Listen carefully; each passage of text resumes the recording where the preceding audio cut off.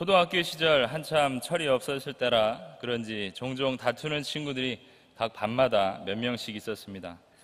그들은 꼭 쉬는 시간, 그 짧은 10분을 이용하여서 그렇게 핏대를 세워가며 싸웠는데 아마 여러분들도 그 자리에 어떤 모양으로든 분명히 계셨을 것입니다. 일단 싸움이 벌어지면 주변에 있던 친구들에게서는 크게 세 가지 모습을 볼 수 있게 됩니다. 첫째는 당연히 싸움을 말리는 친구가 있을 것이고, 둘째는 남의 집 불구경하듯 바라보는 친구가 있으며, 마지막 세 번째는 재빨리 선생님한테 가서 도움을 요청하는 친구입니다. 지금 생각해보면 이 마지막 친구가 가장 현명한 학생이 아닌가 생각해봅니다.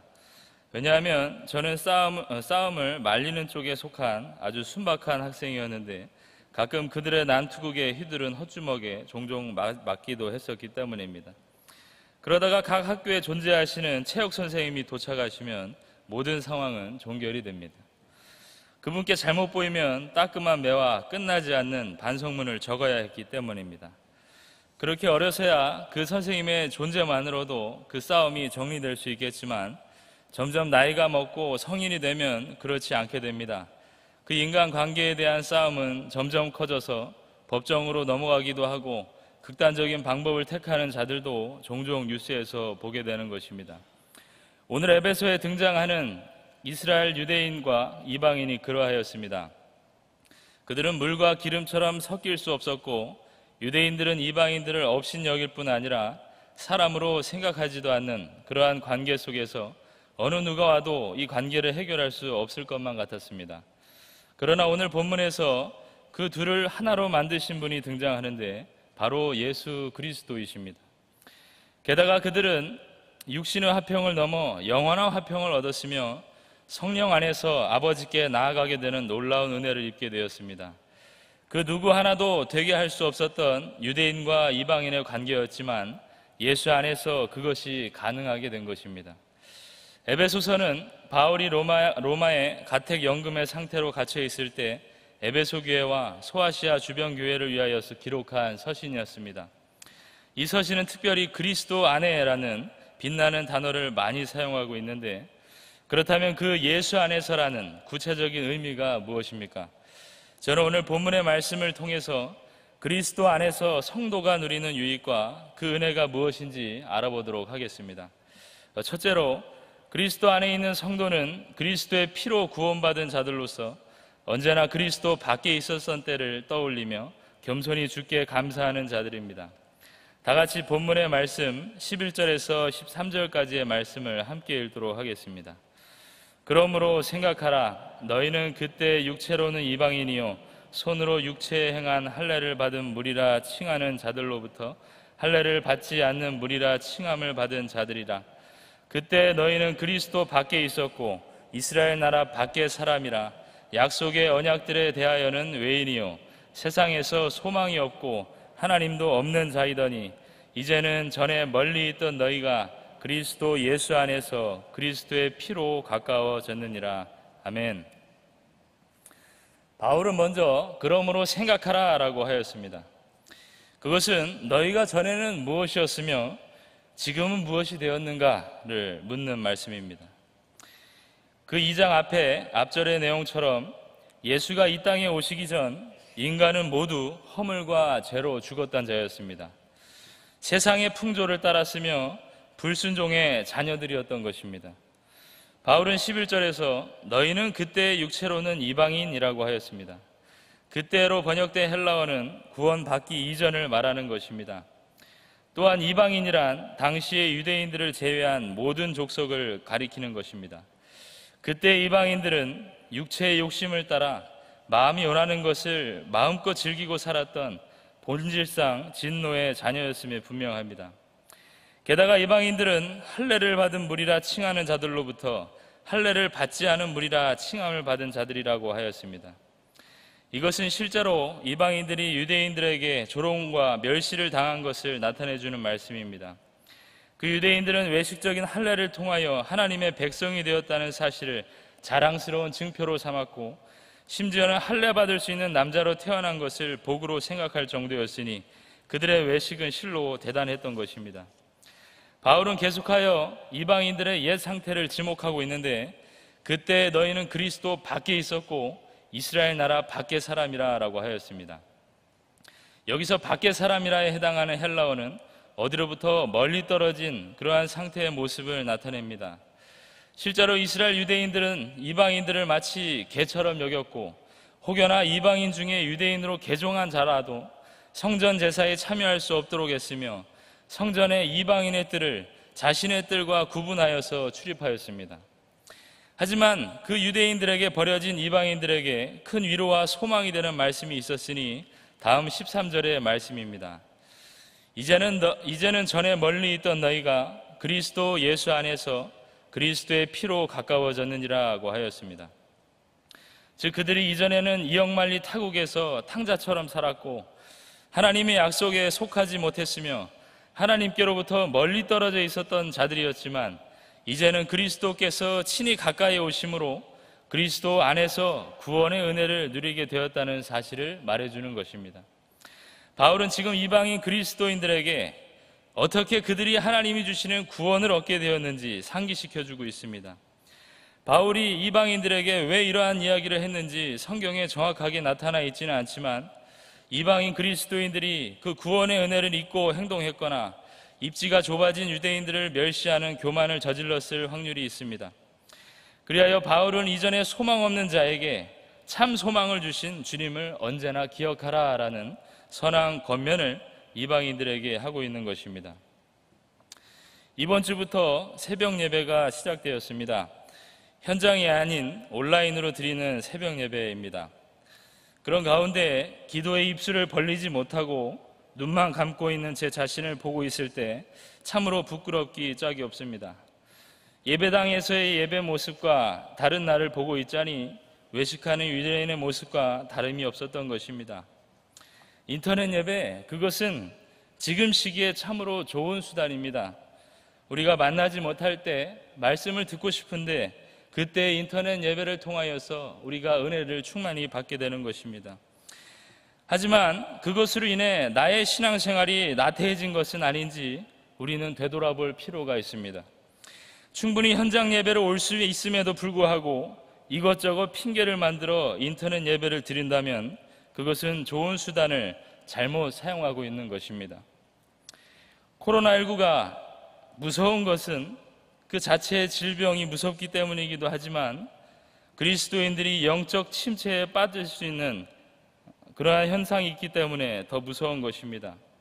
우리는 그곳에서 벗어나기 위해 나를 구원해 주신 예수 그리스도를 매일 매순간 기억해야 합니다. 코로나19 전이나 코로나19 이후나 주님이 나를 구원했고 주님이 나를 천국 백성으로 삼아주신 것은 변함이 없기 때문입니다. 오직 예수님 전과 예수님이 오신 후 그것이 달라진 것입니다. 이곳에 있는 성도님들이나 인터넷 예배를 드리고 있는 성도님들 모두는 이방인처럼 소망이 없던 자였습니다. 예외는 단 한 명도 없습니다. 육체로는 이방인이며 권력자들에게 조롱과 비난을 받았으며 세상에서 소망 없는 자들로 주님이 찾아와 주시기 전까지 모두가 허물과 죄로 죽었던 자들임에 분명합니다. 그렇지만 그리스도께서는 그 완전히 죽은 자들을, 그 죄인들을 다시 살려주셨습니다. 그리고 멀고 먼 거리에서 홀로 있었던 낯선 외인을 친히 자신의 피로 구원하시고 그분과 아주 가까이 있게 하여 주셨습니다. 하지만 우리도 에베소 교회 이방인들처럼 그 구원의 은혜를 잊을 때가 있습니다. 예수 안에서 그리스도의 피로 구원받은 자들이 시간이 지나고 세월이 흐르면 그 구원의 은혜를, 그 감격적인 순간을 잊게 되는 것입니다. 나를 위해 피 흘려주신, 친히 대속제물이 되어주신 고마우신 주님을 기억하지 못하고 이전의 세상의 풍조를 따르며 이전에 심취했던, 이전에 세상이 취하여서 살아갔던 때를 기억하고 그리로 돌아가려 하는 것입니다. 그럴 때마다 우리는 이 바울의 권면을 잊지 말아야 합니다. 그러므로 생각하라. 너희는 그때의 죄인이 아니었느냐? 그때의 너희를 구한 자는 누구냐? 그때의 너희에게 참 소망을 주는 자는 누구였는가? 그분은 바로 예수 그리스도시다. 그래서 우리는 언제나 예수 그리스도 구원의 때로 그 기억으로 돌이켜 보아야 하는 것입니다. 내가 교만해지려고 할 때, 우리는 이전에 허물로 죽었던 나를 생각하고 그리스도의 피로 구원받았다는 사실을 반드시 직시해야 합니다. 믿지 않는 사람, 그 사람들은 얼마나 불쌍한 자들입니까? 그저 가난한 자나 부한 자들이나 그 삶의 목적은 절대로 하늘을 넘길 수가 없습니다. 그 짧은 인생이 끝나기를 기다리며 그저 하루하루 풍족한 육체를 위해서만 살아가는 덧없는 소망을 품고 살아가는 자들이기 때문입니다. 우리는 그 소망 없었을 때, 그때 주님이 나를 구원해 주셨다는 사실을 반드시 기억해야 합니다. 그리하여 그리스도의 피로 다시 살게 된 구원받은 인생으로서 그리스도 안에서 이 오늘을 살아갈 때 그 구원을 허락하신 주님께 감사하며 겸손한 신앙으로서 성화의 삶을 계속하여 살아가시기를 간절히 바랍니다. 두 번째로, 그리스도 안에 있는 성도는 십자가 대속의 은혜로 먼저 하나님과 화목된 자로서 그 화평의 십자가를 세상에 전하는 자들입니다. 다 같이 본문의 말씀 14절에서 18절 말씀을 함께 읽도록 하겠습니다. 그는 우리의 화평이신지라 둘로 하나를 만드사 원수된 것 곧 중간에 막힌 담을 자기 육체로 허시고 법조문으로 된 계명의 율법을 폐하셨으니 이는 이 둘로 자기 안에서 한 세 사람을 지어 화평하게 하시고 또 십자가로 이 둘을 한 몸으로 하나님과 화목하게 하려 하심이라. 원수된 것을 십자가로 소멸하시고 또 오셔서 먼 데 있는 너희에게 평안을 전하시고 가까운 데 있는 자들에게 평안을 전하셨으니 이는 그로 말미암아 우리 둘이 한 성령 안에서 하나 아버지께 나아감을 얻게 하려 하심이라. 아멘. 바울은 그리스도의 피로 다시 살게 된 자들에게 그는 우리의 화평이라 라는 말로 14절을 시작합니다. 그 화평은 히브리 말로 샬롬입니다. 그것은 평화와 연결과 일치를 뜻하고 있습니다. 그 화평이신 분은 둘로 하나를 만드셨다 하였습니다. 우리가 아는 대로 그 둘은 유대인과 이방인을 가리키고 있습니다. 유대인과 이방인, 그 원수된 자들을 화평하게 하신 분이 바로 예수 그리스도이신 것입니다. 그 방법 또한 인간이 상상할 수 없는 방법이었습니다. 친히 예수님 자신이 십자가에 달려 돌아가심으로 그 담을 허물어뜨리시고 법조문으로 된 계명의 율법도 폐하셨다고 하셨습니다. 여기서 법조문은 유대인의 교리를 말하는 것인데 유대주의자들에게 모세의 율법에서 나온 수천 수백의 율법적인 계명들이 있습니다. 그것은 각종 절기와 할례, 음식물에 대한 규례이고 안식일 규례들로서 유대인과 이방인을 더 멀게 하였으며 분리의 원인이 되었습니다. 이 예수님은 친히 그 자신이 모든 율법을 순종하시고 율법의 요구대로 십자가에 돌아가심으로 죄의 대가를 지불하신 것입니다. 주님은 그렇게 율법을 완성하심으로써 유대인과 이방인 사이에 있었던 담을 허시고 이 둘로 자기 안에서 한 세 사람을 지어 화평하게 하셨다 하셨습니다. 그렇다면 이 둘로 하나가 되게 하신 이유가 무엇입니까? 그것은 16절에서 밝히고 있는 대로 하나님과 화목하게 하기 위함이라 라고 하였습니다. 이로써 원수된 것을 십자가로서 소멸시켜 주심으로 유대인과 이방인을 하나님과 화목해 하였습니다. 그처럼 예수 그리스도의 십자가 대속의 사건은 원수되었던 하나님과 친구가 되게 하였고 죄인된 인간을 하나님의 자녀가 되게 하는 큰 축복에 거하게 하였습니다. 17절은 또 오셔서라고 하였는데 그는 오순절에 임한 성령을 가리킵니다. 십자가로 화평하게 된 그리스도인들은 그처럼 성령을 통하여서 평안을 받고 평안을 누리며 평안을 전하는 데까지 나아갈 수가 있게 되었습니다. 그리하여 마침내 유대인과 이방인 이 둘은 성령 안에서 아버지께 나아감을 얻게 되는 놀라운 축복을 누릴 수가 있게 되었던 것입니다.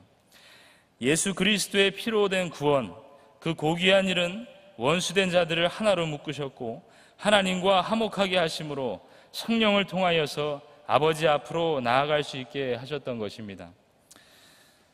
군부대에서 기독교 군종이 되면 병사들을 교회로 인솔하고 교회 안에 안내와 더불어 여러 가지 일들을 감당하게 됩니다.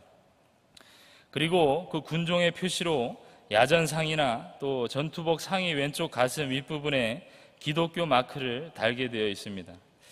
저는 감사하게도 믿음의 부대장을 만나서 그분으로 인하여서 기독교 군종에 임명되었습니다. 그리고 십자가 마크를 상의에 달게 되었는데 이 때문에 더 열심히 군 생활을 하게 된 것 같습니다. 왜냐하면 누가 봐도 그 마크를 보고 저 사람은 기독교 군종이다, 저 사람은 하나님의 군종이다 라는 표시가 있기 때문에 어디에서든 모범이 되는 삶을, 모범이 되는 병영 생활을 할 수밖에 없었던 것입니다. 또 믿지 않는 장교, 부사관, 선임, 후임들이 제 주변에 많았기 때문에 그들에게 샬롬이신 예수 그리스도를 전하려면 남들보다 더 성실히 그리고 더 열심히 군 생활을 해야 했습니다. 마찬가지로 오늘 우리 교회 청년들은 그러한 표식이 겉으로 드러나 있지 않지만 세상에서 그리스도의 화평을 전하는 자들로서 그리스도의 향기가 나는 삶을 살아가야 합니다. 십자가와 화목된 자, 십자가의 은혜로 먼저 하나님과 화목된 자로서 그 예수를 전해야 하기에 누구보다 성실하게 그 사회 속에서 살아가야 하는 것입니다. 직장에 가는 진짜 목적은 화평이신 십자가 예수 그리스도를 전하러 가는 것입니다. 세상 사람들처럼 똑같이 돈을 벌러 가는 것이 아니라 먼저 예수를 전함으로써 나 스스로 십자가의 은혜를 받은 자들로서 그 직장 가운데 임하는 것입니다. 그런데 그 예수 십자가를 먼저 받은 그 은혜를 전하기 위해 일을 하다가 보면 언제나 성령님이 역사하시는 체험을 하게 되는 것입니다. 그래서 예수를 전하는 그 화평의 십자가를 전하는 그 자리에 언제나 예수가 계시다는 확신이 언제나 함께해야 하는 것입니다. 여기에나 우리 교회 청년들이 그러한 예수 그리스도의 샬롬을 전하는 청년들이 되시기를 바랍니다. 청년들뿐 아니라 가슴속에 그리스도의 십자가를 품고 있는 성도라면 어디에 있든지 그 복음을 전하기 위해서 각자의 자리에서 최선을 다하는 삶을 살아가야 하는 것입니다. 왜냐하면 그리스도인들이야말로 진정한 화평을 전하는 유일한 자들이기 때문입니다. 주님은 죄인된 인간을 위하여서 친히 십자가를 지시고 율법의 완성자로 진정한 화평의 주관자로 오셨습니다. 성자 예수 그리스도로 하나님과 화목된 자로 성령 받은 자로서 먼저 찾아오신 그 주님의 십자가의 은혜를 기억하시며 이제는 그 화평을 전할 수 있는 성도님들이 다 되시기를 간절히 바랍니다. 셋째로, 그리스도 안에 있는 성도는 하나님의 권속이 되고 교회 공동체 안에서 성령의 인도하심으로 충성과 헌신을 다짐하는 자들입니다. 다 함께 본문의 말씀 19절에서 22절 말씀을 함께 읽도록 하겠습니다. 그러므로 이제는 너희는 외인도 아니요 나그네도 아니요 오직 성도들과 동일한 시민이요 하나님의 권속이라. 너희는 사도들과 선지자들의 터 위에 세우심을 입은 자라. 그리스도 예수께서 친히 모퉁이 돌이 되셨느니라. 그의 안에서 건물마다 서로 연결하여 주 안에서 성전이 되어가고 너희도 성령 안에서 하나님이 거하실 처소가 되기 위하여 그리스도 예수 안에서 함께 지어져 가느니라. 아멘. 바울은 이제 성령 받아 아버지께 나아갈 수 있게 된 자들을 가리켜 외인도 아니요 나그네도 아니요 오직 성도들과 동일한 시민 하나님의 권속이라고 하였습니다.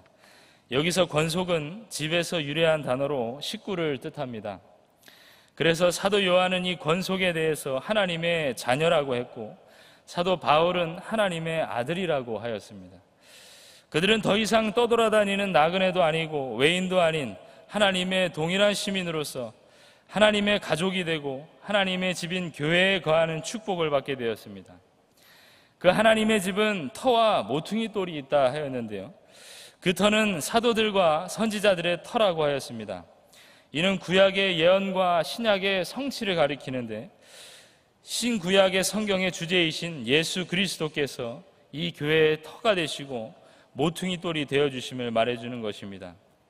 모퉁이 돌은 건물을 지을 때 가장 기초가 되는 돌로서 고대 근동에서는 건물을 세우는 자가 자신의 이름을 그 모퉁이 돌에 새겨 넣음으로써 이 건물의 소유주가 자신이라는 것을 표기하였습니다. 예수님은 하나님께서 세운 교회의 기초이실 뿐만 아니라 교회가 그분의 소유임을 나타내는 모퉁이 돌이 되시는 분입니다. 그리스도께서는 다른 사람을 세우지 않으시고 자신이 직접 이 교회의 모퉁이 돌이 되셨습니다. 21절은 그의 안에서 건물마다 서로 연결하여 주 안에서 성전이 되어가고 라고 하였습니다. 이것은 교회의 주인이신 예수님을 시작으로 하여 성도가 개인도 서로 연결되어 주 안에서 거룩한 성전으로 튼튼하게 세워져 가게 됨을 말하고 있는 것입니다. 우리는 여기서 되어가고라는 현재 시대에 주목할 필요가 있습니다. 이는 교회가 완성을 향해 계속적으로 건축 중에 있음을 보여주는 것인데 22절에도 함께 지어져 가느니라 라고 하였습니다. 그처럼 주 안에서 우리는 계속하여 성장하게 됨을 말해주고 있는 것입니다. 새번역 성경은 이를 자라간다라고 번역하였는데 이는 교회가 정체되거나 죽어있는 것이 아니라 살아 숨쉬며 그리스도의 재림 때까지 지속적으로 성장해야 할 것을 잘 나타내주는 번역입니다. 본문의 마지막에서 바울은 너희도 성령 안에서 하나님의 거하실 처소가 되기 위하여 그리스도 예수 안에서 함께 지어져 가고라고 말하고 있습니다.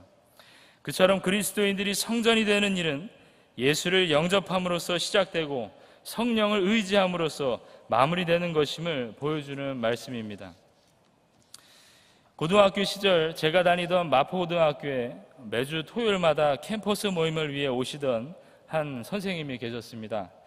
그분은 올 때마다 차 트렁크에 엄청난 간식들을 챙겨 오셨습니다.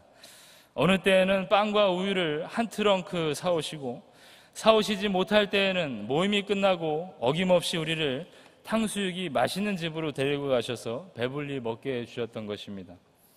저희들은 매주 오시는 그 선생님이 어떤 말씀을 주시는가 보다는 오늘은 선생님이 어떤 간식을 주실까라는 생각에 행복했었던 기억이 있습니다.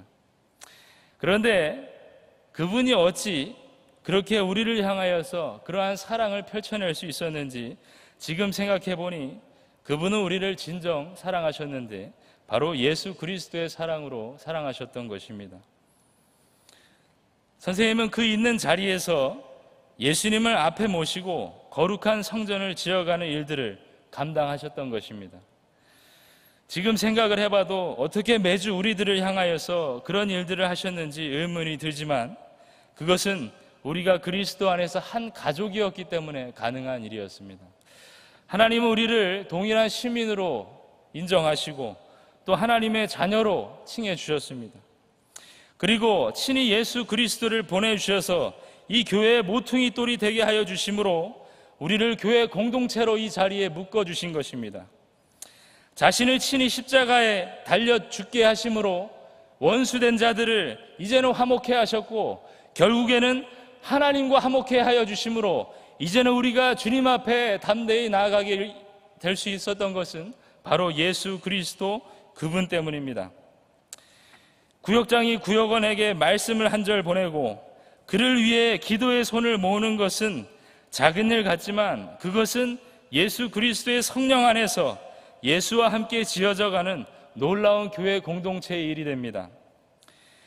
교사로서 온라인으로 진행되는 여름 성기학교를 위해 아이들에게 전화를 걸고 그들에게 준비물을 전달하는 일은 주 안에서 함께 성전이 되어가는 축복의 일이 되어가는 것입니다.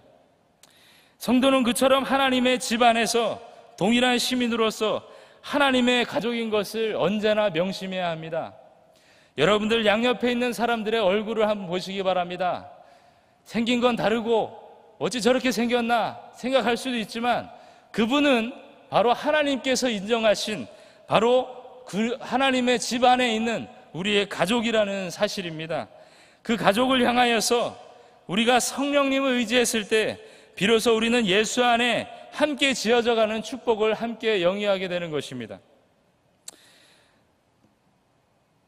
그로써 이 하반기의 모든 주님의 일들에 있어 내 주변에 있는 자들을 내 가족으로 여기고 오직 성령님만을 의지하는 가운데 예수 안에서 충성과 헌신을 다짐함으로 오직 주 안에서 함께 지어져 가시는 경향의 성도들이 되시기를 간절히 바랍니다. 성도 여러분, 그리고 헌신을 다짐하는 제9에서 10 청년회 회원 여러분, 만리장성은 중국에서 북방 윤몽 민족들의 침공을 막기 위해 쌓기 시작한 성벽입니다. 아시는 대로 가장 긴 성벽입니다. 서쪽과 동쪽을 가로지르는 이 성벽의 길이는 지형의 높낮이를 반영하면 약 6,352km나 되는 인류 최대의 토목공사라고 부르기도 하는 것입니다. 그처럼 험난한 공사 여정과 많은 시간을 들여 성벽을 쌓는 것은 그만큼 성벽을 쌓았을 때 유익이 있기 때문입니다.